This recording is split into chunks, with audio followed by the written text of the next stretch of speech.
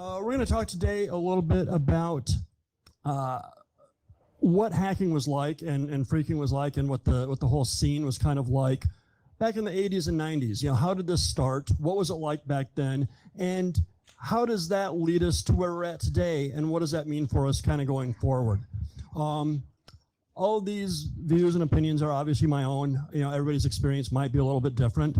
So if anybody during the talk wants to, bring something up or interject something, by all means.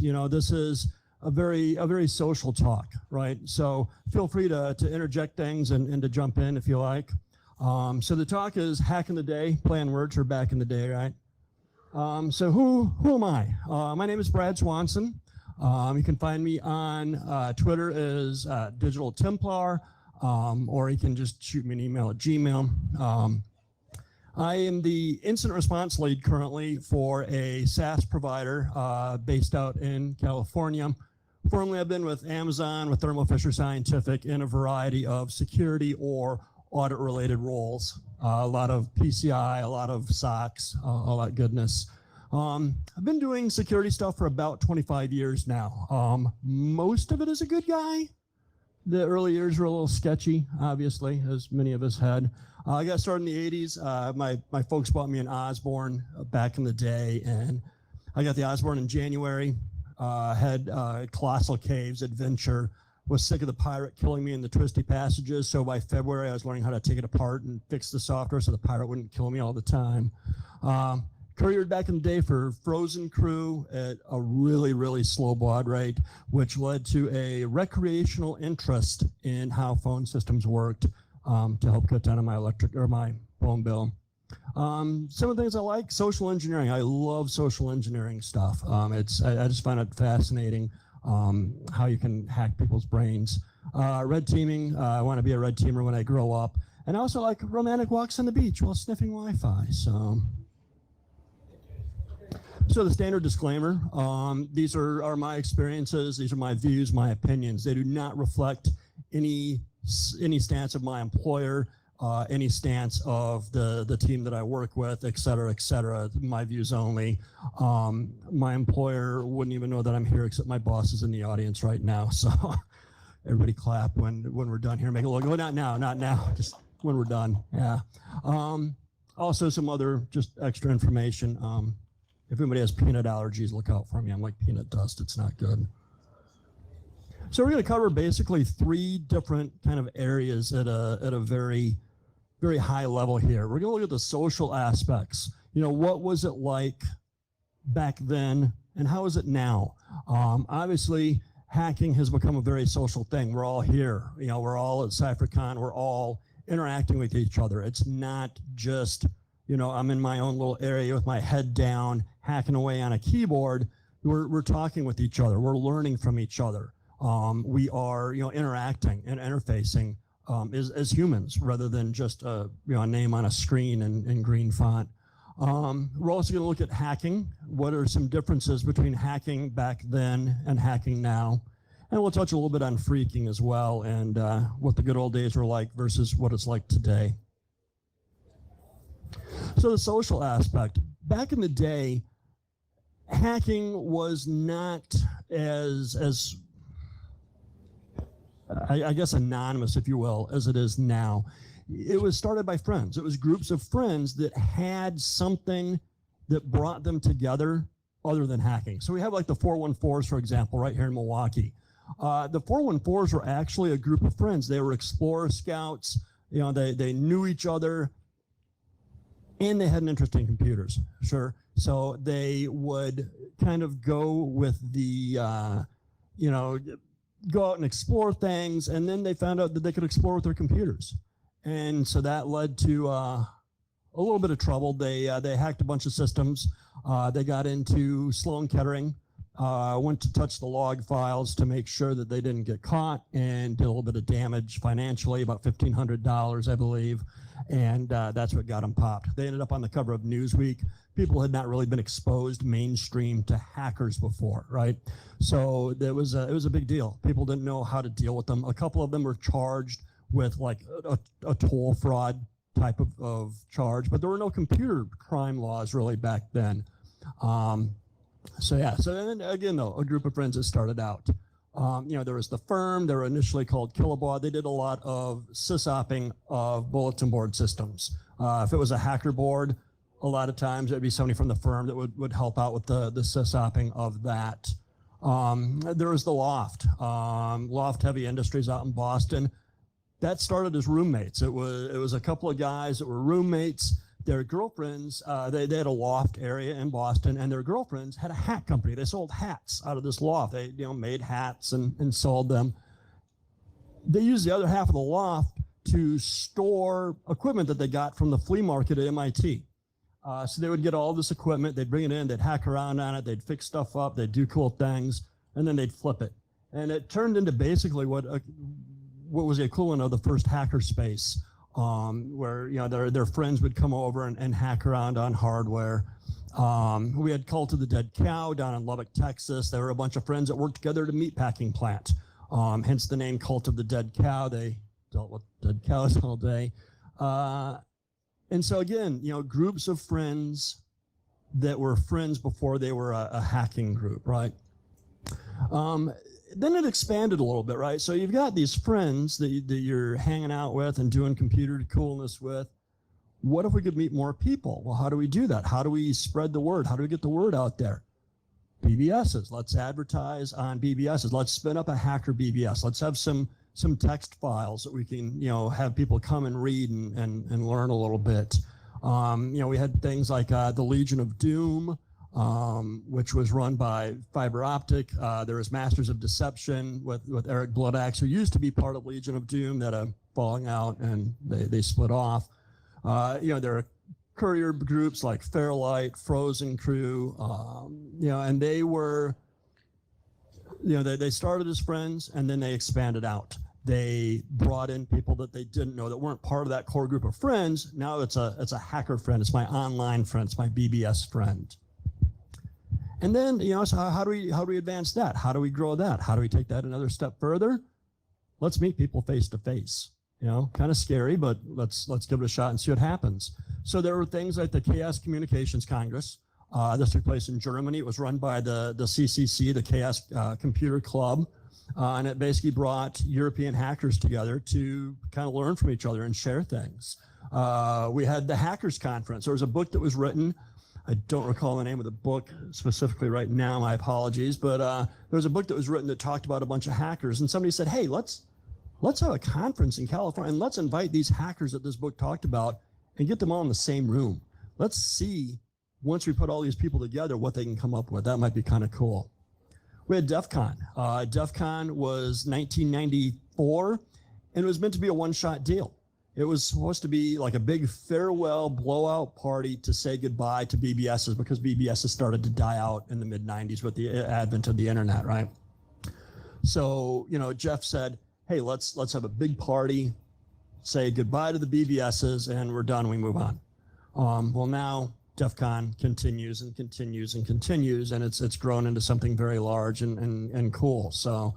And then we have Hackers of Planet Earth. It's a New York conference that's been around since, I want to say 95. Another conference where let's just get people in the room and talk to each other about what we're doing. What are we hacking on today? So that's changed. Now what we have is a much more direct experience, kind of, right? A lot less of the anonymous communication, a lot more face-to-face. So there's a lot of regular meetups. We have things like MilSec, we have BurbSec. These are some of the local get-togethers where people get together and they talk about things. Hey, I figured out how to do A, B, and C. Or, hey, I'm trying to figure out how to stop this person from, coming in and doing horrible things through my OWA portal. It's a way that we can bounce ideas off each other and learn from each other. There's local 2600 groups that get together. There's local DEF CON groups. There's the DC 414 group, which is phenomenal. There are, DEF CON groups pretty much all over the country, all over the world. Twitter's become a huge thing. There's a lot of noise on Twitter. There's a lot of shit posting. But there's also a lot of really good information. Looking out just in this room, I see a couple of people in this room that I follow, a couple of people that have really good info. And it's nice to be able to hop on and check a spot and see what's going on in the world. Sometimes it's bad if it's a Friday afternoon and Tavis Orvandy posts something and you're like, oh, I'm not going home tonight. But, it's a good way for various people to be able to stay in touch. So, hackers will use Twitter. Companies will post things, maybe a company's coming out with a new product, 0-day announcements, that Tavis seems fond of on Fridays. And so, it's kind of a good way to kind of keep your pulse on things almost real time. And then we have conferences, right? Conferences have become kind of a big thing now. There are a lot of conferences that a lot of people go to. There's obviously CypherCon, right? There's Black Hat. There's DEF CON.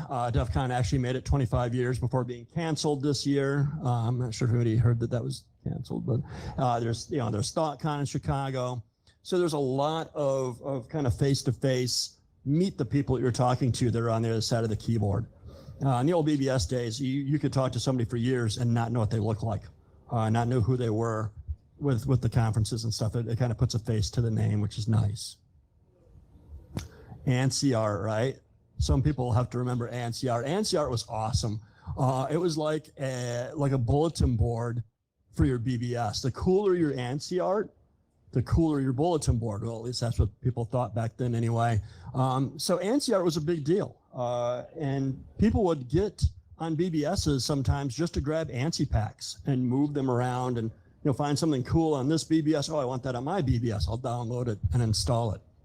BBSs were really kind of the lifeblood in the growth of hacking. It was a way that you could get outside of your basement or your bedroom or wherever your computer was, and talk to people. You could trade wares on a BBS. You could download e-zines. There were a lot of communications that people started putting together. There was FRAC, there was CDC communications. There were several different groups that would write up these e-zines about these hacks that they were doing or these projects that they were working on. And then those would be distributed throughout the BBSs, via couriers and people, grabbing it from one, uploading it to another. BBSs really started to die around 94 when the internet took off. There's still a push. There's still some old people like me that are diehards, right? You can still download BBS software and run it on your servers. Instead of dialing in, people will telnet to it. It still has the same functionality. You can run door games and, download files and everything. The thing with BBSs is you had to bring skills to the table back in the day, right? You had to be elite, right?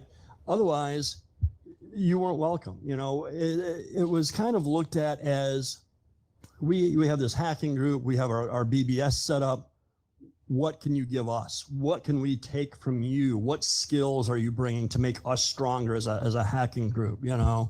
We're LOD and we have this big beef right now with MOD, and so we want better things, and they've got what do you have that you're going to contribute to us? If you had nothing to contribute, that was it. Forget it. Don't worry about it. Go somewhere. Go hop on Prodigy or something.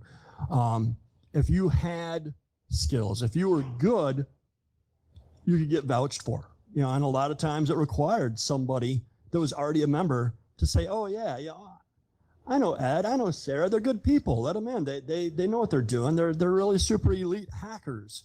And it was, in my opinion, it was kind of crappy because it kind of stagnated that talent pool. You might have somebody very intelligent that doesn't have that skill set yet that wants to learn it.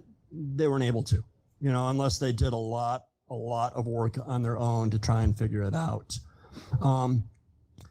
So part of the reason was they wanted those bragging rights that our BBS is awesome, our hacking club is awesome, but they also were very worried. There are a lot of busts that were going on for hacking and for, piracy, things like that.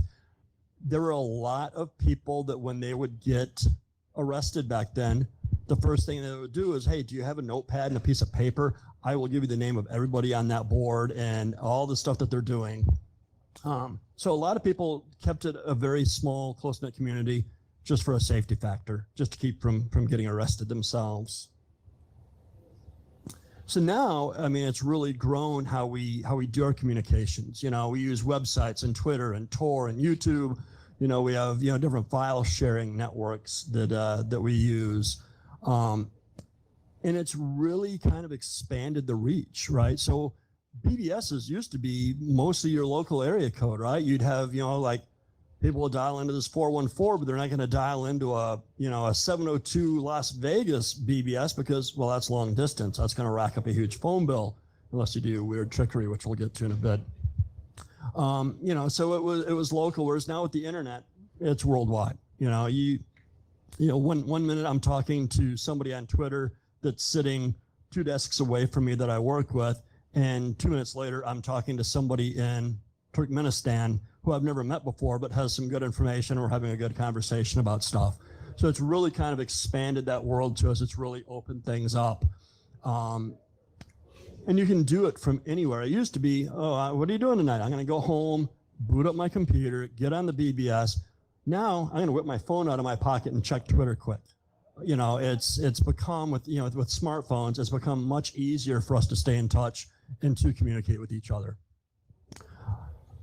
Now, instead of having to be elite and having skills that you bring to the table, you need to bring that desire and that drive. And that's all that you really need for somebody to reach out and say, hey, you know, I like the fact that you want to learn. I'm more than happy to teach you. I will teach you whatever you want to know. And we see that a lot. We see a lot of security groups within companies bringing on people that maybe don't have security experience, but they want to learn about it, right? We want those people. Those people have that drive. They have that ability to learn. We can teach security. We can't teach drive, right? You know, and it's a lot easier for these people to learn stuff too. They don't have to get access to a board to get all this information. It's all out there. It's all over the internet. You know, you go out to YouTube, you watch a video, you can learn how things work. You know, you can go and, you know, buy something at DEF CON and then get on YouTube, learn all about it. And, you know, now you're able to go in and pop boxes, which good and bad, depending on what side of the fence that you're on. You know, it used to be that this knowledge would die out with people, right? But now that we're able to teach the new generation and the younger people that are coming up through the ranks that maybe don't have that skill set, it keeps it alive. And that's kind of the point of this talk, is we want to keep this past and this history. We want to keep this alive and remember, you know, where we came from, because that helped us get to where we are today, and where we are today is going to determine where we're going tomorrow. And so it's very important to not only talk about the past, but to talk about what we're doing today and the future. You know, 30 years ago, we were on BBSs doing this stuff. Where are we going to be 30 years from now? Probably talking about how, I remember back when we used to use Twitter and, you know, communicated with each other. So yeah, so it's opened us up to a very nurturing type of environment, which is good. You know, the more people will learn about this, the better off we're going to be. So hacking back then was super easy in my opinion compared to now. You could do simple things. There are a lot of issues with things like file permissions, processes having way too many rights. One of my favorite things back then was you could link the password file to the dead letter file and then just send an email from nobody to nobody that contained a password file entry. In less than a minute, you've got a root account on the box and you can pretty much do what you like on it at that point. You know, password management, people didn't really give a lot of thought about that back then. You know, in the 80s, as long as you had a password, that thing was super secure. Never mind the fact that the password is 123, you know, as long as you got a password, nobody will get into that. Security, then more so even than now, I think, was an afterthought. I mean, it's still in some companies kind of an afterthought. You know, oh, we rolled out this new product. Did you secure it? Well, what can we do to secure it now that it's rolled out?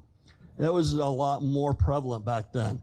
And you know, as I mentioned, you know, a lot of programs that ran as root had a lot of issues. You know, you could get a program running as root and then just crash it and take over that process space. You could overwrite files. SYN mail. SYN mail was the bane of security people's existence for years and years and years and years. So back then, if a system had a password, it was probably super easy to guess. It was probably 1, 2, 3, 4, 5, 6, or it was password, or the person's birthday, or their wife's name, or their husband's name, or the dog's name. Complexity wasn't forced back then like it is now. Exploits were a lot simpler. Somebody's got bad permissions. Let's just exploit that. Bam, we're in. Or processes had way too much privilege available to them. There's no reason that a process that maybe writes a file that it needs root access to everything. Servers sat alone and in the dark. They were neglected. They were like mushrooms. If it was a night or a weekend, odds are that server is locked away and nobody's looking at it. The sysadmins went home. We didn't have things like a SOC that were watching over all these servers. They were lonesome and sad. And modems were plugged into everything. War dialing was a big thing. War dialing is where you set your modem to just dial every number in a list until it finds a carrier, and then it logs that number. Hey, I found something living here. And then you go back, you look at your list, and you call them up, and you see what lives there.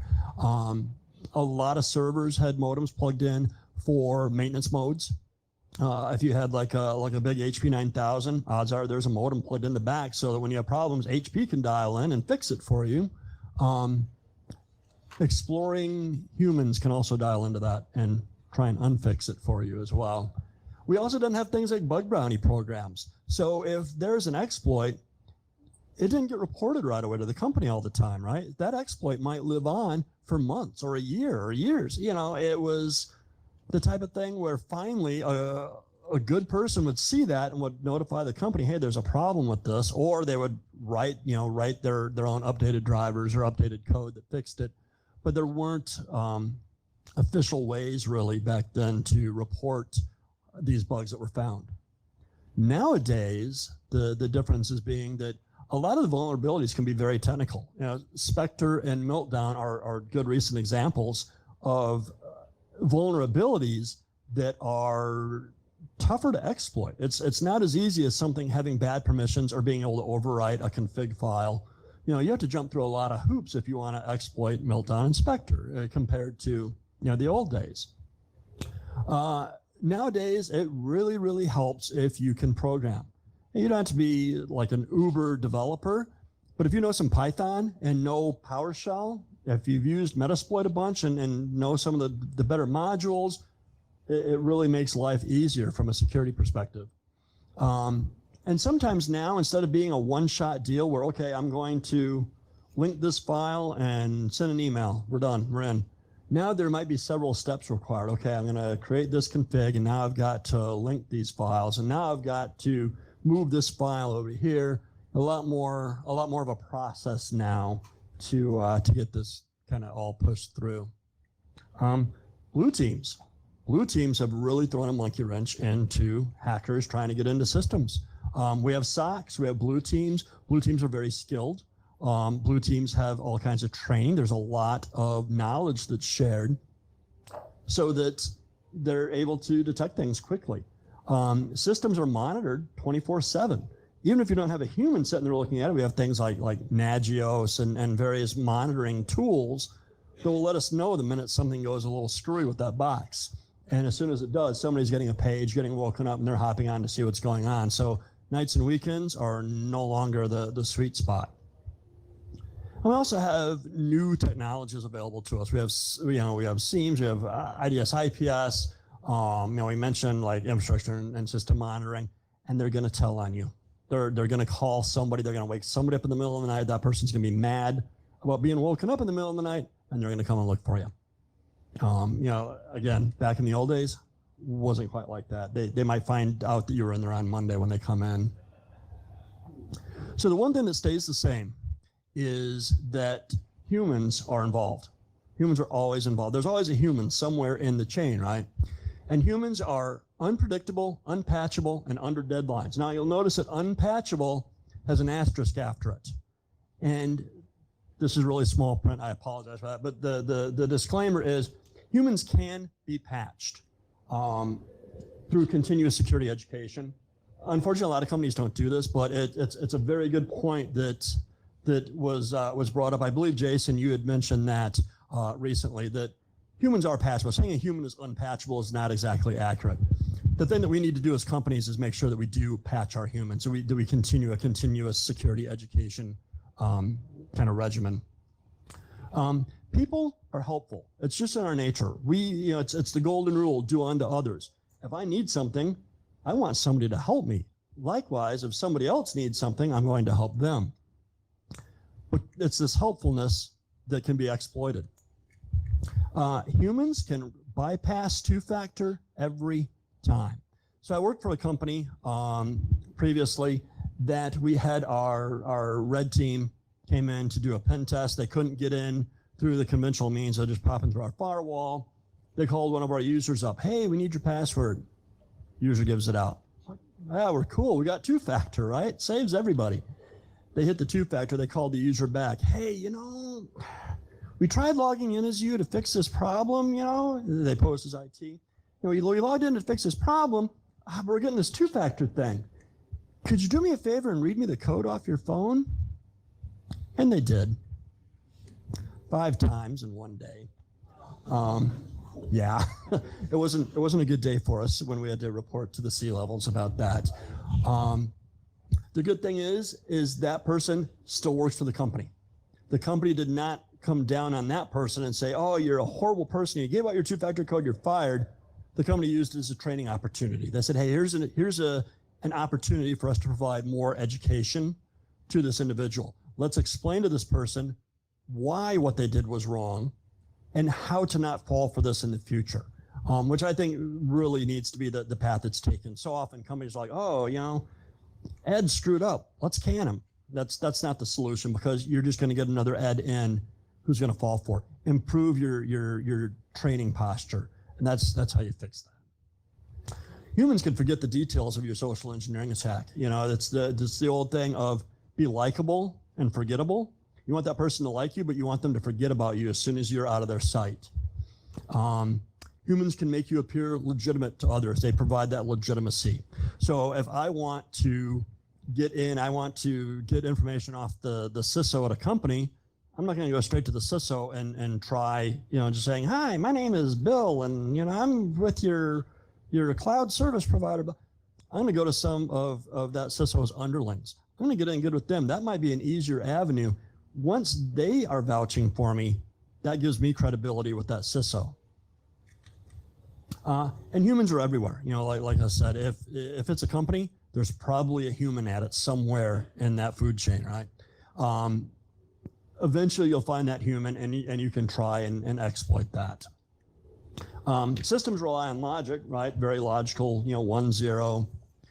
Humans rely on emotion. If you can play to somebody's emotions, it's done. You're in. And this has stayed the same. In the 80s, people were pretty much a guaranteed way in. In the 90s, it was that way. Now it's still that way. How do we fix it? Again, education. Let's train folks, and let's show them the right way to do things rather than scold and fire and be growly and mean. So I'm sure some of you have seen the movie Hackers. Norm was my absolute favorite. Norm was a security guard. So basically what happens is Dade calls him up, says, hey, the file I was working on is lost. My BLT drive went AWL. He looks around his room and he sees an empty food container, and he thinks, a BLT drive. Norm doesn't have the education he should as far as security stuff, so he doesn't know that this is a line of crap that he's being fed.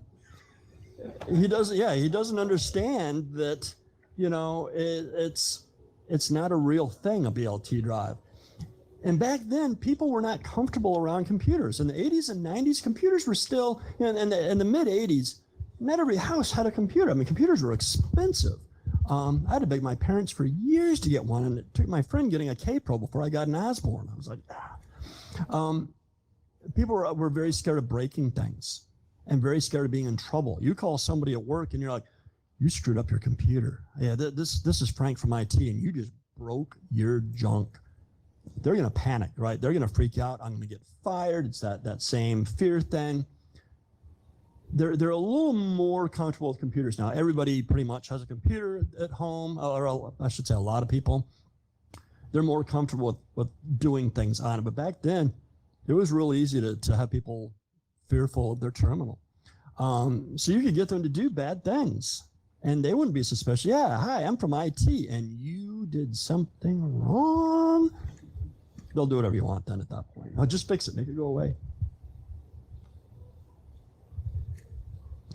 So that brings us to phreaking. So phreaking, back in the old days, back in the 80s, the phone systems used something called SS5. SS5 was like a signaling system that the phones used, and it used what was referred to as in-band signaling. So the phones had to be able to talk back to the central office and kind of say, hey, this is what's going on. This person's trying to make a phone call, and they put 2 quarters into me. Is that enough money? Well, they would do this with very faint tones that if you listen close, you could hear it. And that was in-band signaling because it was in the same band as your voice traffic, right? So you could actually record those tones, play them back to the phone, or make a device that would play those tones to the phone. And the phone would be like, oh, they just put a quarter in because I heard the sounds, even though you put nothing in it. So there are things like blue boxes, red boxes. These enabled free calls. They made it harder to trace calls. You could stack trunks across the country. Some very famous people in the computer industry financed their way through college by selling blue boxes. It kind of really took off in the late 60s, early 70s, and had a really good run through the mid 90s when they switched to a new system called SS7. With the advent of SS7, they moved to out-of-band signaling. So these codes and these tones didn't go through the phone line anyway. They went through the phone line, but not through the voice channel. So you couldn't just do craziness. Just a little bit of, I don't know, trivia, if you will. There are red boxes and blue boxes in these badges. That's just one of the things you can figure out on them. Kind of neat stuff to be able to hear that. They won't work on a real phone, but kind of neat for history's sake. The phone system, it was a new frontier, right? So hackers are inquisitive, right? We want to know how things work. I'm sure a lot of us, when we were young, took stuff apart. My mom hated it. I would take things apart and never put it back together again, right? I would have crap strewn from one end of the table to the other. And my mom would be like, well, what are you doing? I'm done with it. I already took it apart. I know how it works. I'm done, bored. The phone system was like that, right? It was this new world that, what does this do? How does it work? Where does this go? And we had that inquisitive mindset that made it such a wonderful thing. Telephone companies would often leave trucks unlocked. Trucks contained service manuals. They would also throw old manuals into dumpsters. So, late at night, you're bored, you're out cruising around. Hey, there's the telco. I wonder what's in the dumpster. Oh, come a set of bell manuals. Now you know how a lot of that stuff works. So there were a lot of late night dumpster runs back in the day. So back to the boxes here. So the red boxes generated a coin tone, right? And like a quarter tone, as an example, was kind of it was like 5 high-pitched beeps. You could use them on Fortress phones or Cocots. Cocot is a customer-owned, coin-operated telephone. Basically, a person could buy a payphone, install it at their business, and then they got all the money out of it. You could play nickels, dimes, quarters. I don't know why you'd ever play a nickel or a dime unless you're just trying to make it look legitimate. We always just did quarters. And you can make it super easy. If you went to Radio Shack had a pocket dialer where you could program phone numbers in, and then you push a memory button and it would play it back so you didn't have to be troubled with pushing the buttons on the phone. Because that was a lot of work back then, right? So if you replace the crystal inside that pocket dialer and then programmed, like, I think it was 5 asterisks into a memory location, that's a quarter. And so then you go and you call somebody in, I don't know, Algeria, and you just start hitting the button and it starts racking up quarters, and now you've got a free phone call. Blue boxes basically allowed you to be an operator console. You could stack trunks. You could, with the right combination of things, you could, there are ways you could become like a directory assistance operator. There are a lot of different things you could do with a blue box. Black boxes would set it so that if somebody called you, so maybe you got a BBS, right? But you're in the middle of nowhere, but you want people to call your BBS without racking up long distance charges. The black box would turn off the ringing. You could set your BBS to then pick up, but it wouldn't trip. There are two relays, one controlled ringing, one controlled billing. It shuts off the ringing relay, never trips the billing relay. So the person's never billed. The phone company and the phone system, the CO, thinks that you never picked the phone up, even though you did. So a lot of these boxes were pretty heavily used up until about the mid-90s, when, again, they rolled out SS7, took away the in-band signaling, made life a lot easier for the phone companies at that point. And they had things in place that they could detect things before SS7, but it was not as sketchy, or I'm sorry, not as reliable. It was a little more sketchy. There are times that you crank out $3 or $4 in quarters, and all of a sudden you have an operator on the line. Sir, how many coins did you put in the phone? Yeah, 400. Buy. And then you move on to the next phone before anybody in a bell truck shows up.